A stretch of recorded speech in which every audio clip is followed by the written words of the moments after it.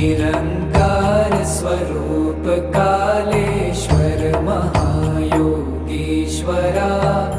Dayanidhi दानीश्वर Jai Jatadhar भयंकरा।